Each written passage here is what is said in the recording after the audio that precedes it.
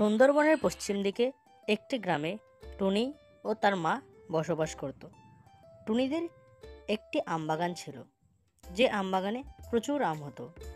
এবং সেই আম টুনির মা রোজ পারতো ও সেই আম বেচে টুনিদের সংসার চলতো। তাই টুনির মা রোজ গ্রামের মধ্যে যেত সেই আম বিক্রি করার জন্য। আর টুনির মার কাছ থেকে সেই আমগুলো গ্রামের সবাই কিনতো।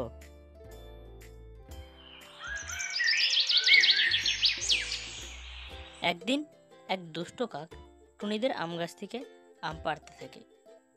ঠিক সেই সময় কিছুক্ষণ পর টুনির মা তাদের বাগানে আসে আর দেখে যে কাক তাদের আম পেড়ে নিয়েছে।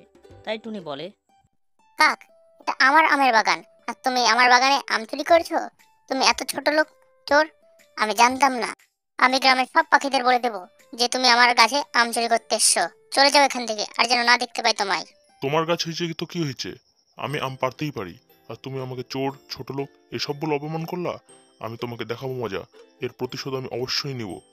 এই বলে কাক সেখান থেকে চলে যায়।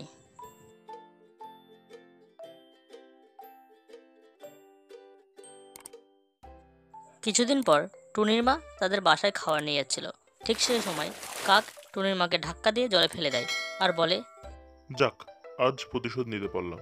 আজ আমার মনটা হালকা হয়ে গেল। এবার থেকে টুনিদের বাগানে আম পাড়লে কেউ আর বলার থাকবে না। টুনির মার মৃত্যুর পরে টুনি তাদের বাগানে আম পাড়ত এবং সেই আম গ্রামে গিয়ে বেচত। আর এদিকে কাক টুনিদের আম চুরি করত।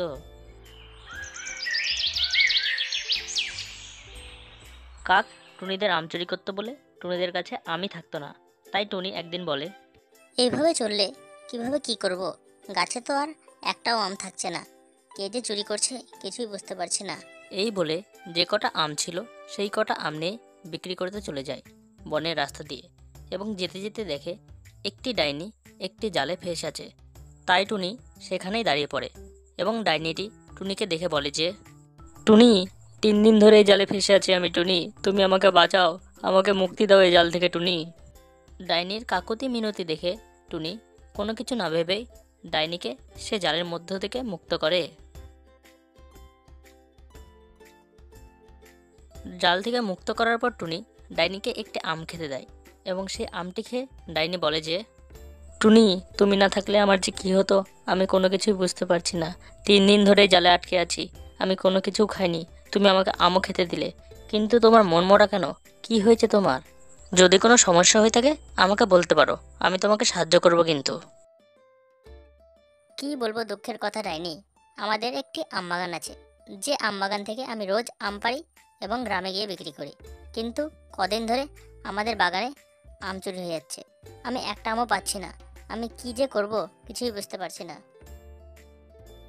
টুনি, তুমি আমার বিপদের সময় আমাকে সাহায্য করেছো, এখন তোমার বিপদ, আমাকেও তোমাকে সাহায্য করার সুযোগ দাও। আমি তোমার আম বাগানে যাব এবং আমের রূপ ধারণ করে সেখানে থাকবো। যদি কেউ আম চুরি করতে আসে আমি তাকে গপ করে গিলে খেয়ে নেব। আর একবার ধন্যবাদ তোমাকে অনেক টুনি।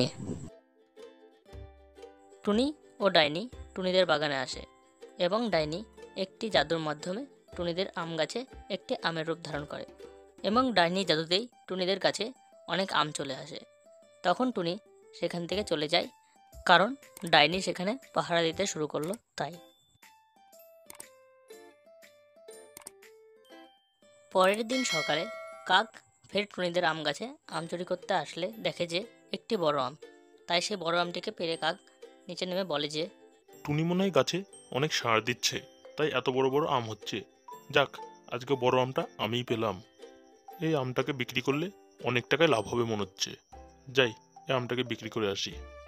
ঠিক সেই সময় ডাইনি জাদু করে আম থেকে ফের নিজস্ব রূপে ফিরে আসে। তখন ডাইনি বলে যে, বদমাইশ কাক, তুই জানিস টুনি কত কষ্ট করে তার আমগুলোকে বিক্রি করে তার নিজস্ব সংসার চালায়, আর তুই তার আম গাছ থেকে আম চুরি করছিস? তোর এত বড় আস্পর্ধা! আমি আম চুরি করছি তো তোমার কি? হ্যাঁ, তুমি বেশি মাতব্বরি করছো নাকি এখানে? আমি রোজই আম চুরি করব।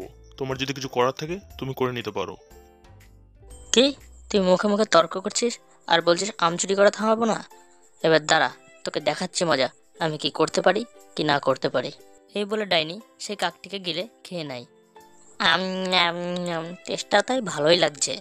কাক অনেক আম খেয়েছে তো মনে হয়, তাই মিষ্টি মিষ্টি লাগছে। টুনি, তোমার বনে যে কাক আম চুরি করতো তাকে আমি ধরে খেয়ে নিয়েছি।